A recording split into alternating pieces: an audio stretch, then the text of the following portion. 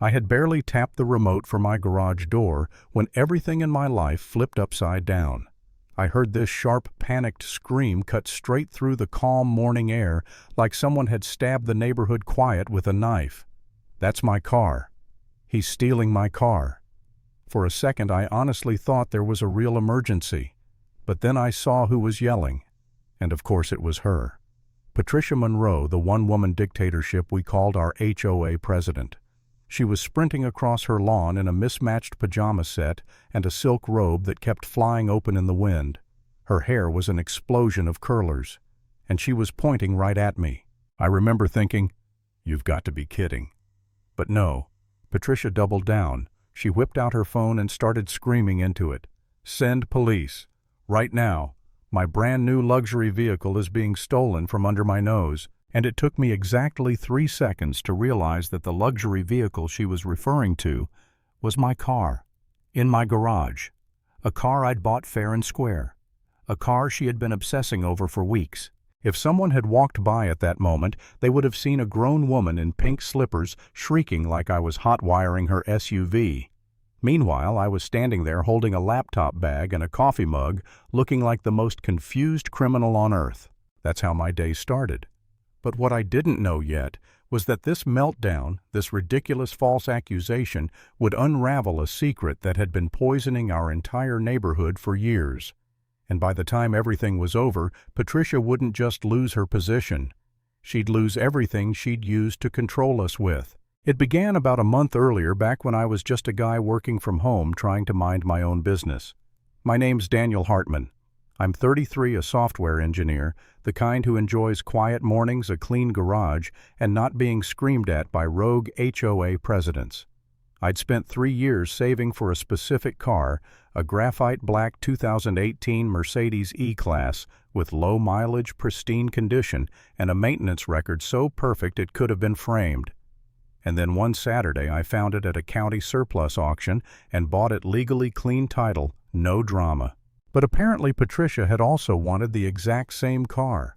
She said it casually 2 days after I brought it home, pretending it was cute coincidence, but her smile had this tightness, like she had to physically hold her face in place. She asked if she could sit in it just to feel the seats. I politely said no. She asked if I'd sell it to her for what I paid. I politely said no. She asked again. I refused again. And that was the beginning of the end. Within 48 hours, my mailbox turned into a personal hate mail dispenser.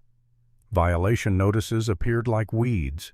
I had unsightly garage disorder, even though my garage looked like a showroom. I had non-compliant vehicle storage, even though my car was parked inside.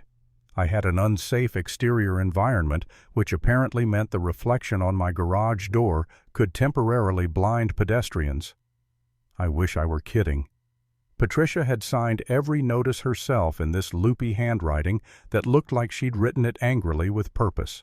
At first I laughed. Genuinely. I thought, she's having a meltdown because she didn't get the car she wanted.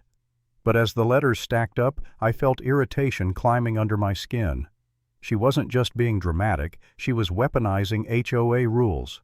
She was using her authority not to maintain the neighborhood, but to punish me for owning something she wanted. Eventually, she started showing up at my house. Not knocking, not calling, just standing on my driveway like a building inspector with a personal vendetta. She'd point at imaginary cracks in my concrete and say things like, "This is a safety hazard." Or she'd stare through the gap of my garage door as it closed, trying to catch a glimpse of the Mercedes like some kind of car-obsessed gargoyle. I tried to stay calm, tried to be reasonable. "Patricia, is everything all right? Did I do something to upset you?" And she'd smile with this syrupy sweetness that made my skin crawl. "Oh, Daniel, no, everything's perfectly fine. For now." That "for now" stuck with me. Enough that I installed cameras, high definition, night vision, audio. If Patricia planned on escalating, I wanted evidence. For a while, things quieted down. She'd glare at me during HOA walks, but no major drama. I thought maybe she'd moved on. Maybe she'd gotten distracted by another neighbor's lawn height or a trash bin left out too long. I let my guard down. Then came the morning everything blew up. The sun had barely risen. My coffee was still too hot to sip. I grabbed my laptop bag, slung it over my shoulder, and hit the garage remote. The door slid upward, revealing the Mercedes parked inside, shining under the new LED strips I'd installed. That's when Patricia exploded from her house. She sprinted across the street like she thought she was starring in an action movie. She screamed so loud a dog 3 houses away started barking, and when she yelled, "He's stealing my car," every curtain on the street snapped open. I took a step backward. "Patricia, what are you talking about?" "This is my car." But she was already in full meltdown mode. "I have paperwork. It was delivered to me yesterday. That is my car, Daniel. You hacked my garage, you broke into my property." I blinked. "You don't even have a garage." She ignored me completely and shouted into her phone. "He planned this. He's been obsessed with my luxury order for months. Obsessed." She was describing herself. By now, neighbors had started coming out. Some were still in pajamas. Some were filming. My stomach tightened. I could feel the panic creeping up my throat. Because even though I'd done nothing wrong, the situation didn't look good. And Patricia knew how to put on a show. I muttered, "Unbelievable," and stepped outside the garage, both hands visible like I'd seen people do in movies when they didn't want to look guilty. But the more Patricia spun her story, the more I felt this pit forming in my stomach. What if the police believed her? What if they demanded proof I couldn't find fast enough? What if they impounded my car while investigating her nonsense? What if this turned into a legal nightmare? For a moment, just a moment, I felt a wave of uselessness crash over me, like no matter what I said or did, I was stuck inside her narrative. I hated that feeling, hated how small it made me feel, hated how everyone's eyes were on me, as if I might actually be the kind of person Patricia painted me as. I almost wanted to walk back inside and shut the door, let the cops sort it out without me, let the world think whatever it wanted. But then I remembered the cameras, the paperwork, the truth, and I forced myself to breathe. "No," I told myself, "not this time, not like this." 15 minutes later, 2 police cruisers rolled up, lights off, engines quiet, but the tension was loud enough to rattle the pavement. Officer Jameson and Detective Ruiz stepped out. They looked tired, like they could already sense this was going to be stupid. Patricia sprinted to them, arms flailing. "Arrest him! Arrest him right now! He stole my brand new Mercedes!" She pointed at me like she'd caught me fleeing a crime scene. Jameson turned to me. "Sir, is this your vehicle?" I nodded slowly. "Yes, officer. I have documents." Patricia practically shrieked. "He forged them. He hacked the dealer. He hacked me." Detective Ruiz's eyebrow twitched. "Ma'am, hacked you to steal a car parked in his garage?" "Yes," she snapped. "He's been jealous for weeks." Jealous. That word rattled around in my head like a loose bolt. I calmly walked to my car, opened the door, and pulled the folder from the glove compartment. Auction papers, title transfer, insurance. Even a photo of me shaking hands with the auction manager. "Everything you need is in here," I told the officers. As they examined it, Patricia pulled out her own evidence, a single printed screenshot of a car she'd configured online. No VIN, no purchase order, just a generic build your vehicle page. She waved it like a diploma. "This proves it's mine." Detective Ruiz stared at the paper, then at her. "Ma'am, this isn't an order form. This is a website." Patricia's face went red. "It's the same car." I said, "It's actually a different model year." She whipped around so fast her curlers bounced. "How would you know that?" "Because this is my car." That's when her desperation started breaking through the cracks. She shouted something about community standards and the HOA having authority to reassign property. She said she held an emergency vote, just her apparently, and that the vote passed unanimously. I should have laughed, but I didn't. I just watched her unravel piece by piece in front of the entire neighborhood. Then came the turning point. Officer Jameson read the VIN aloud into his onboard computer. Patricia crossed her arms like she was waiting for vindication. 30 seconds later, the result popped up. Ma'am, Jameson said calmly, "This vehicle is legally registered to Daniel Hartman. Purchased 3 weeks ago at a public auction. There is no record of a theft. There is no record of any vehicle registered to you matching this description." Patricia froze. Her mouth opened, but nothing came out. Ruiz added, "Ma'am, you called 911 to report a stolen vehicle that does not belong to you." Her composure cracked. I don't care what your computer says. That's my car. I deserve it more. He's just some guy who sits at home pretending to work. He doesn't deserve a luxury vehicle." Neighbors gasped. Someone whispered, "Oh my God." Then she pointed directly at me. "He's a criminal. I know he is." Officer Jameson's tone hardened. "Ma'am, that's enough." But she didn't stop.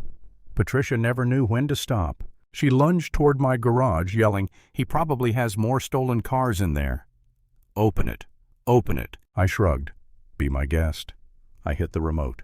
The garage rose, revealing a spotless space and nothing but the Mercedes and my 10-year-old Toyota. Patricia jabbed her finger at the Toyota and screamed, "That one's stolen too.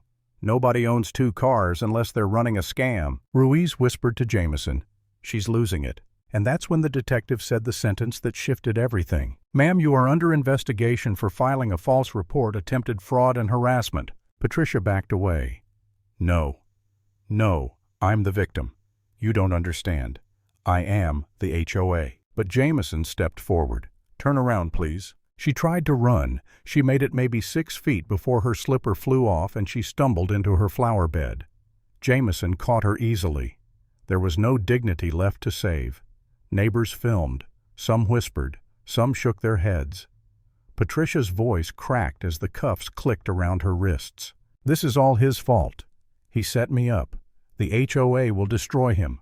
I'll sue him for everything." But her threats didn't matter anymore. She was placed in the back of the cruiser, still shouting, still trying to claw her way back into control. The aftermath dragged on for months. Statements, investigations, court dates. And every time I thought the drama was over, new layers peeled back.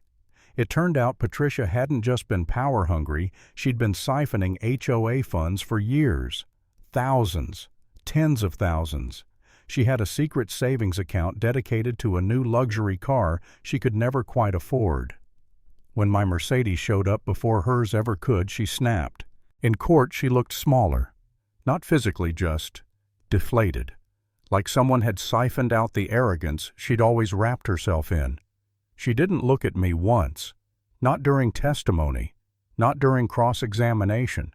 Not even when the judge delivered the sentence: 18 months in state custody, 5 years probation restitution, mandatory counseling, and a lifetime ban from serving on any HOA board. Her lawyer steadied her as she whispered, "This isn't fair."